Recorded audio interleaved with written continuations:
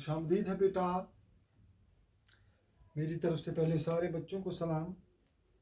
तो बेटा, हमने डिस्कस किया है डार्विनिज्म को और लेमार्किज्म को।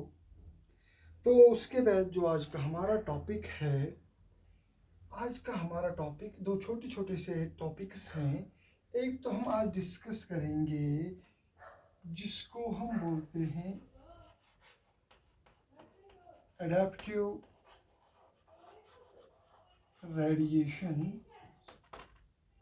हम देखेंगे कि एडेप्टिव रेडिएशन क्या होती है, और बेटा हम देखेंगे इसके बाद जीन पूल क्या होता है और जीन फ्रीक्वेंसी क्या होती है। देखिए बेटा, क्योंकि हमारा जो आज नेक्स्ट टॉपिक है वो नहायत ही अहमियत का हामिल है, जिसको हम बोलते हैं हार्डी-वेनबर्ग्स इक्वेशन, हार्डी-वेनबर्ग्स प्रिंसिपल।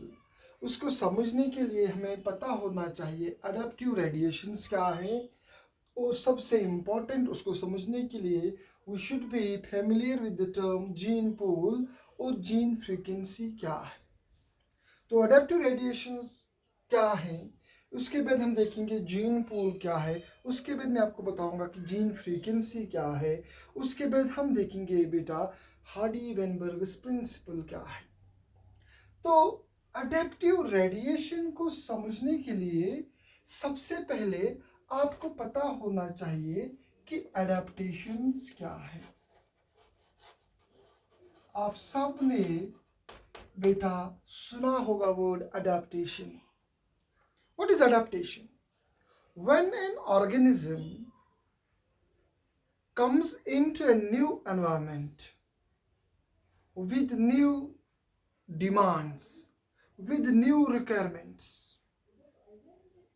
जब भी एक ऑर्गेनिज्म, एक एनिमल, एक प्लांट किसी ऐसे हैबिटेट में आता है, किसी ऐसे एरिया में, एनवायरनमेंट में इंट्रोड्यूस होता है जो उसके लिए बिल्कुल नया हो, या उसके एनवायरनमेंट में कुछ चेंजेस आ जाए, तो ये एनिमल जो है, ये जो ऑर्गेनिज्म है, अपने चेंज्ड एनवायरनमेंट में सक्सेसफुली रहने के लिए इसकी बॉडी में चेंजेस आते हैं over a period of time. उन चेंजेस को हम बोलते हैं अडेप्टेशंस। आप तो बोलते हैं अडेप्टेशंस क्या है? Adaptations are the changes, these changes are genetic changes. These are adaptations or changes, but what are these changes? These are genetic changes. The genetic changes which take place in a population, the genetic changes which take place in a living organism, so that it lives suitably in its new, और चाहे नए environment में introduce करें या इसके environment को change किया जाए, तो चेंज्ड एनवायरनमेंट में रहने के लिए या नए एनवायरनमेंट में सक्सेसफुली एडजस्ट होने के लिए एक लिविंग ऑर्गेनिज्म में स्लोली स्लोली चेंजेस आती रहती हैं। उन चेंजेस की एक एवोल्यूशनरी सिग्निफिकेंस होती है, और उसको हम बोलते हैं अडेप्टेशन। अगर अडेप्टेशन नहीं होंगी, एक ऑर्गेनिज्म अपने एनवायरनमेंट में एडजस्ट न करने के काबिल न हो, तो जाहिर सी बात है नई स्पीशीज डिराइव नहीं होंगे, जाहिर सी बात है एवोल्यूशन नहीं होगा। Adaptations have a very very evolutionary significance. ये जो अडेप्टेशंस हैं, they have a very important evolutionary significance. इनकी बड़ी एवोल्यूशनरी सिग्निफिकेंस है। तो बेटा, ये जो अडेप्टेशंस हैं, अब हमें पता है, हाँ जी, कोई ऑर्गेनिज्म जब नए एनवायरनमेंट में जाता है, उस नए या उसका एनवायरनमेंट चेंज होता है, तो स्लोली एंड स्लोली उसमें चेंजेस आते हैं। जैसे कि मैंने आपको कहा, सपोज बर्ड्स जो हैं, some of the birds during evolution migrated into the water. तो वाटर में जिंदा रहने के लिए उनको वेडिंग की ज़रूरत करनी पड़ी, और उनके जो फीट हैं वो वेबड बन गए, उनकी जो बीक है वो वेडिंग टाइप बन गई। स्नेक्स जो हैं when they moved into the burrows, तो उनकी बॉडी ऑब्स्टेकल बन रही थी, तो उनको बॉडी जो है वो इलोंगेटेड हो गई। इसी तरह बर्ड्स में विंग्स डेवलप हो गए, फिश जो है उनमें गिल्स डेवलप हो गए, फिशेस में फिन्स डेवलप हो गए। These all the changes are genetic which take place over a long period of time, and these changes are called adaptations. अगर आपको एडेप्टेशन पता होगा तो फिर आप समझ सकते हैं एडेप्टिव रेडिएशंस क्या है। एडेप्टिव रेडिएशन जो है, it was a term it was given by Osborne in 1902। It means adaptive radiation. Radiation निकला है वर्ड से जिसको बेटा हम बोलते हैं radiate. Radiate means to migrate in many directions. Radiate means to migrate in many directions. हम कहते हैं सोलर रेडिएशंस। सन से जो एनर्जी आती है, रेडिएशंस आती है in the form of bundles, they migrate in, they move in different directions. इसी तरह हम कहते हैं radiate. When a population radiates in, when the members of a population radiate in many directions, and suppose, अब समझिए बेटा, this is a population of living organisms. You consider these are the members of a population. Okay? These are the members of a population. They are living in an area. If by one or other method, by this way or that way, the members of the population are forced to move in many directions. Some of the members move in this direction, they settle in this area. Some of the members settle in this direction, they reside in this area. Some of the members reside in this area. तो see, हम कहते हैं the members of a population radiate in many directions to different habitats. ये एक habitat था, ये एक environment था, ये एक किस्म का environment होगा, ये दूसरा environment है, ये तीसरा environment है। तो लिविंग ऑर्गेनिजम्स जो हैं ये एक पॉपुलेशन थी, सारे के सारे मेंबर्स एक जैसे हैं, एक खास एनवायरनमेंट में रह रहे थे। अगर ये मेंबर्स इस पॉपुलेशन के माइग्रेट हो जाए अलोंग डिफरेंट लाइंस और पहुंच जाए to different habitats, different environments, तो जाहिर सी बात है जब ये नए एनवायरनमेंट्स में पहुंच जाएंगे तो gradually over a period of time इनकी बॉडी में चेंजेस आएंगी, और बहुत सारा टाइम होने के बाद हम देखेंगे the members of the population will not be similar to this. For example मैं आपको ऐसे समझाता हूँ। You consider, suppose these are the birds. Radiation, adaptive radiation में आपको समझाऊंगा। आप समझिए they are the birds, they are living, they were living in a forest. ये जो बर्ड्स हैं ये एक फॉरेस्ट में रह रहे थे। सपोज, या मैं बर्ड्स या आप कोई भी एनिमल, कोई भी स्पीशीज आप समझ सकते हैं। चलो मैं यहाँ पर बर्ड्स के एग्जांपल दे रहा हूँ।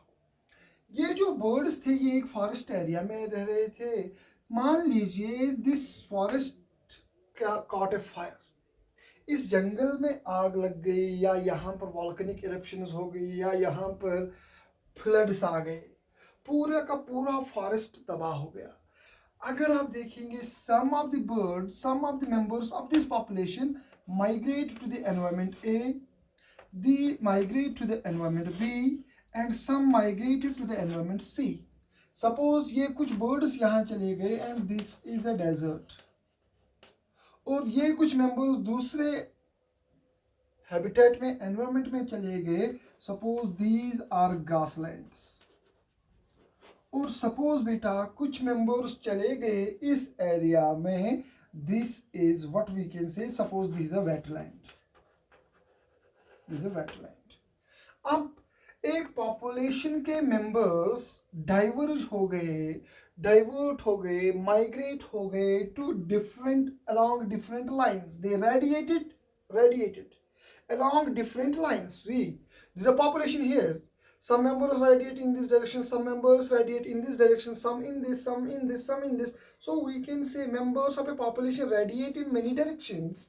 तो जब ये रेडिएट हो गए, माइग्रेट हो गए इन डिफरेंट डायरेक्शंस और सेटल हो गए अलग अलग हैबिटेट्स में, आप देखेंगे ये जो बर्ड्स थे एंसेस्ट्रल स्टॉक इनका एक ही था, लेकिन यहाँ पर फॉरेस्ट्स में एक किस्म का एनवायरनमेंट था, यहाँ पर इनकी शेप एक होगी।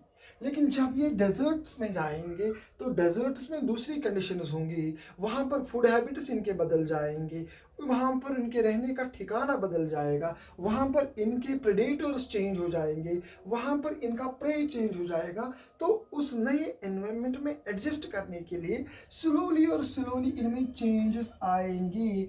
Over a long period of time you will see, suppose these birds have, these populations have changed into this form. अब देखिए ये जो ग्रासलैंड में आ गए, ये तो पहले फॉरेस्ट में थे, लेकिन अब ग्रासलैंड में अलग ही एनवायरनमेंट है, वहाँ पर रहने के लिए अलग कंडीशंस होंगे, वहाँ कुछ अलग किस्म के फ्लावर्स होंगे जहाँ से ये क्या कहते हैं अपना फूड कलेक्ट करेंगे, वहाँ पर अलग ही प्रेडेटर्स होंगे, इनके प्रे होंगे। तो उन कंडीशंस में जब ये एडजस्ट होंगे तो over a period of time हम देखेंगे उनकी बॉडी में चेंजेस आ जाएंगे। Now they will not be like them, they will be something different. ये इनमें चेंजेस आ गए, ये इनमें चेंजेस आ गई। जो वेटलैंड्स में चले जाएंगे वो उस माहौल के हिसाब से उनमें over a period of time change हो आएगी। Suppose now they are this type of organisms. तो एंसेस्ट्रल स्टॉक तो एक ही था, but when they migrated along different lines, तो after migrating to along different lines, what happened, these organisms in their new habitat got adjusted in the new environment by undergoing certain changes. अगर ये जो birds इस desert में चले गए, अगर ये अपने आप में चेंजेस लाने के काबिल नहीं होंगे, then they will be wiped out. ये तभी इस डेजर्ट में रह सकते हैं if they are able to bring, if they are quite efficient to bring about changes. जिन मेंबर्स में चेंजेस नहीं आएंगी वो मेंबर्स रिप्रोड्यूस भी नहीं करेंगे, they will be wiped out. क्योंकि फेवरेबल वेरिएशंस जिन में आएंगी वही तो करेंगी ना डेवलप। तो हम कहेंगे नए नए हैबिटेट्स में, नए नए एनवायरनमेंट्स में होगी नेचुरल सिलेक्शन। तो जब नेचुरल सिलेक्शन होगी तो नई नई स्पीशीज बनेंगे। तो हम कहते हैं इसी को अडेप्टिव रेडिएशन। सो अडेप्टिव रेडिएशन क्या है? It is a process in which the members of a population diverge along different lines and settle in new habitats. अब इसको यहाँ पे जाने का कोई चांस नहीं है, ये पॉपुलेशन यहाँ नहीं जा सकती, there will be no migration. ये यहाँ से शिफ्ट यहाँ नहीं कर सकते, ये यहाँ से यहाँ के मेंबर्स नहीं जा सकते। Now they are isolated. ये एरिया और ये एरिया और ये सपोज मान लीजिए ये आइसोलेटेड होने चाहिए, यहाँ के मेंबर्स यहाँ नहीं जाने चाहिए, यहाँ के मेंबर्स यहाँ नहीं जाने चाहिए। अगर ऐसा हुआ तो हम कहेंगे अडेप्टिव रेडिएशंस नहीं होंगे। अडेप्टिव रेडिएशंस तभी होंगी जब एक पॉपुलेशन के मेंबर्स अलग अलग हैबिटेट्स में जाएंगे और वहाँ के रिक्वायरमेंट्स के हिसाब से अपने आप को डाल लेंगे और उनकी बॉडी में नई नई चेंजेस आ जाएंगी, नई नई अडेप्टेशंस आएंगी, और उसी को तो हम बोलते हैं adaptive radiations. The adaptations which take place in a population when they undergo radiation along different lines. तो आप कहेंगे ना सर अडेप्टिव रेडिएशन में एक स्पीशीज से बहुत सारी स्पीशीज बन सकती हैं। मैं कहूँगा बिल्कुल बन सकती हैं।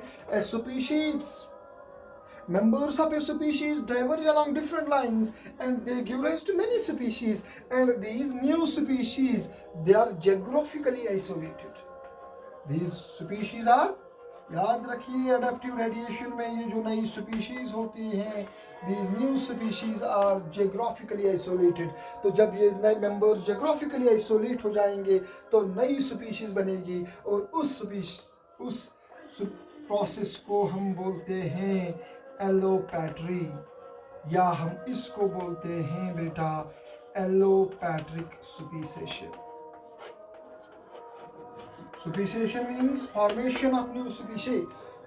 So when the new species which are formed, if they are geographically isolated, that condition is called allopatry. याद रखिए, अगर ये geographically isolate नहीं होंगे तो इसको allopatry नहीं कहेंगे।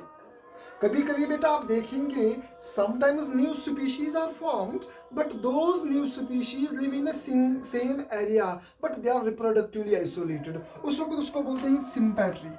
मुझे यहाँ पर वहाँ नहीं जाना है, मैं यहाँ पर आपको एडेप्टिव रेडिएशन कहता हूँ। तो सिंपैट्री समझिए, sympatry means when the populations और the new species are reproductively isolated. But when we are talking of adaptive radiations, we say that the new members, the populations which are undergoing dispersal, the populations जिसके members radiate हो रहे हैं along different lines to new habitats which are geographically isolated, नए environment में adjust होने के लिए उनकी body में changes आ जाती हैं। तो जब body में changes आएंगी बेटा, उससे क्या होगा, उससे ये होगा कि वो नए नए रिक्वायरमेंट्स के हिसाब से अपनी बॉडी में चेंजेस लाएंगे और कुछ अरसे के बाद अब वो अपने पेरेंटल स्टॉक से रिजेंबल नहीं करेंगे। अगर अपने पेरेंटल स्टॉक के साथ इनको इंटरब्रीड करेंगे, वो नहीं करेंगे, तो हम कहेंगे नई स्पीशीज बन गई। तो हम कहते हैं इसी प्रोसेस को अडेप्टिव रेडिएशन। क्या बोलते हैं इसको बेटा? Adaptive radiation. तो याद रखिए, जब आपको पता होगा अडेप्टेशन क्या है तो आप कह सकते हैं अडेप्टिव रेडिएशन।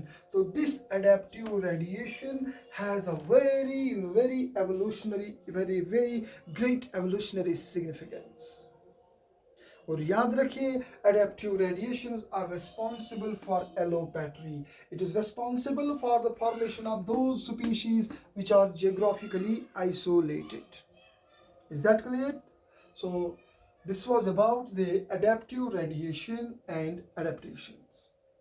तो इसके बाद बेटा मैं आपको बताना चाहता हूँ कि जीन पूल क्या है, और उसके बाद मैं आपको बताऊंगा कि जीन फ्रीक्वेंसी क्या होती है। ओके?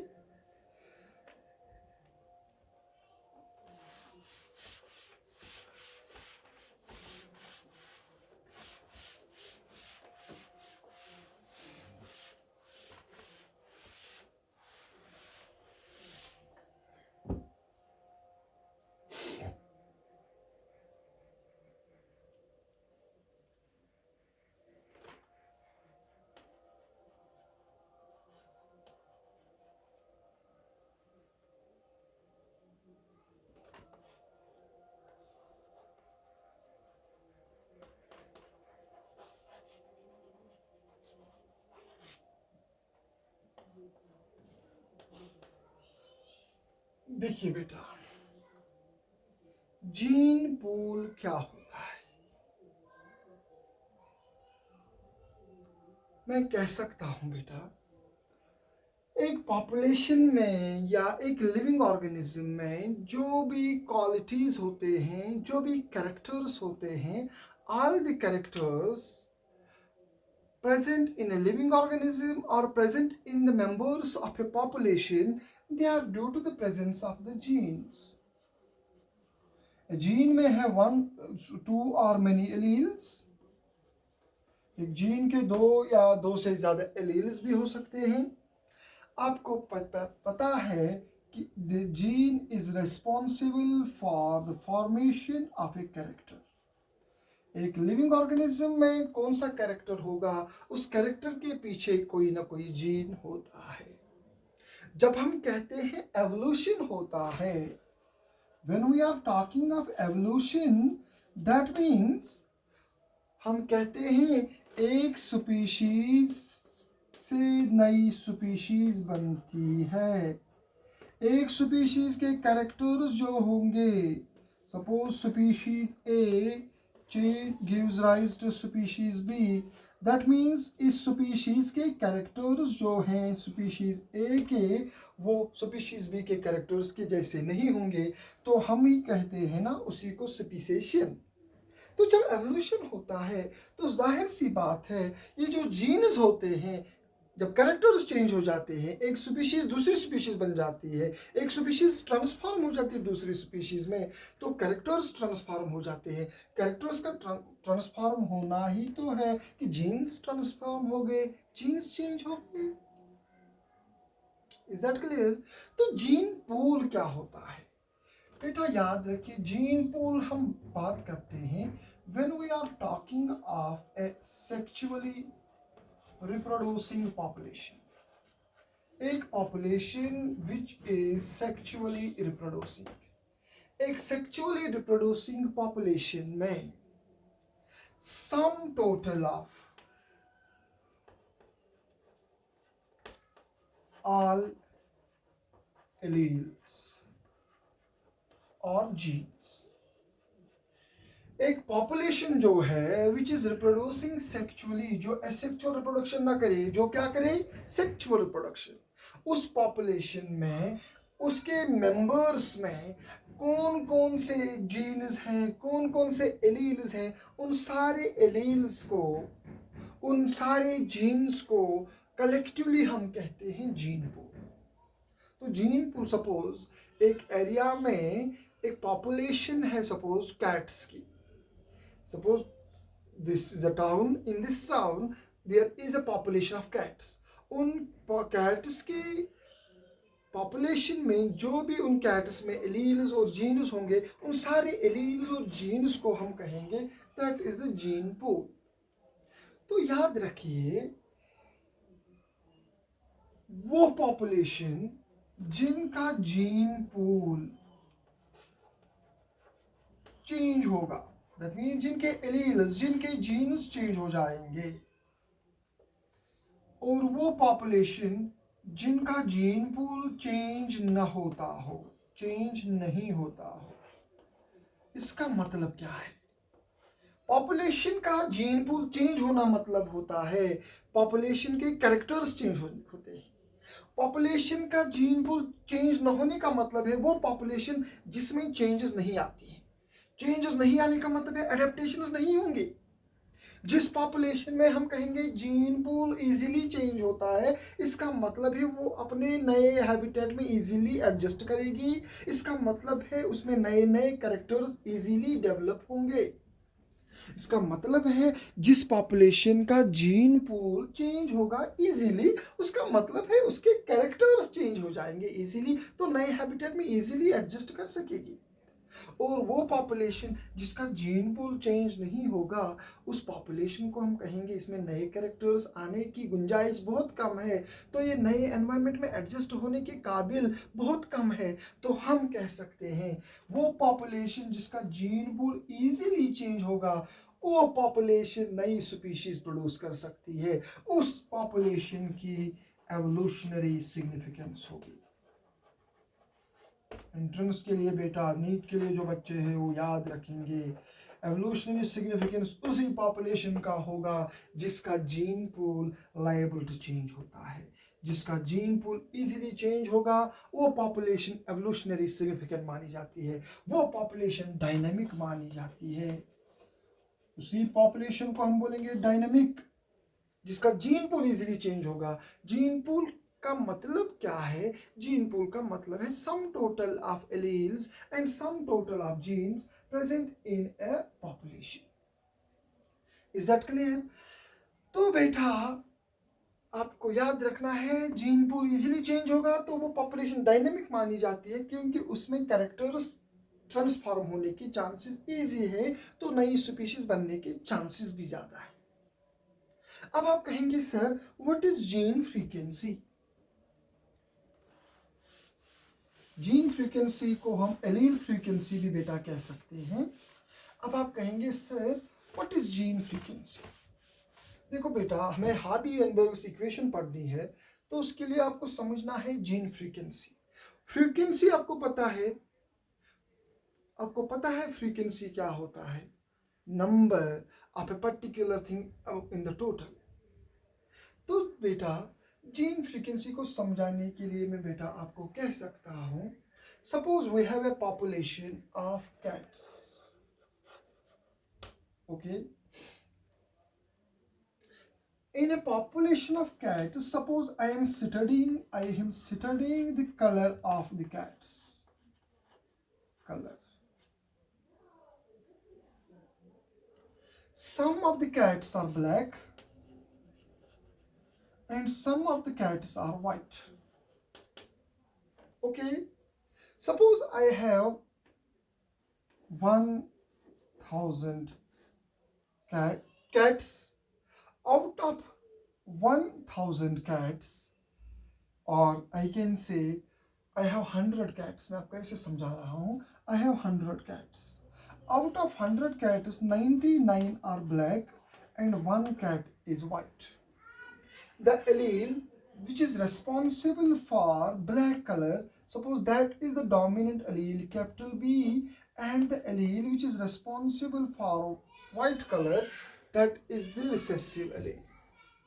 तो मैं कह सकता हूँ जो फ्रीक्वेंसी है किसकी, ब्लैक की, इट इज 99 आउट ऑफ 100. तो हम डोमिनेंट एलील की फ्रीक्वेंसी को लिखते हैं बेटा स्मॉल पी से. डोमिनेंट एलील जो बेटा होता है, एक एलील की फ्रीक्वेंसी, डोमिनेंट एलील की फ्रीक्वेंसी हम लिखेंगे स्मॉल पी से, और जो रिसेसिव एलील की फ्रीक्वेंसी होती है, रिसेसिव एलील की फ्रीक्वेंसी बेटा हम लिखते हैं स्मॉल क्यू से. तो आप कह सकते हैं P is equal to 99 out of 100. So that is 99. तो अगर हम Q कहेंगे, Q is only 1 out of 100.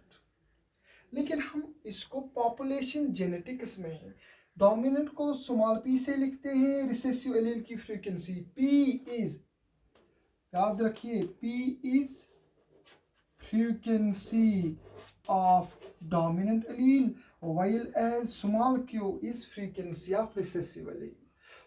तो याद रखिए हम यहाँ पर परसेंटेज में फ्रीक्वेंसी लिखते हैं इन पॉपुलेशन जेनेटिक्स.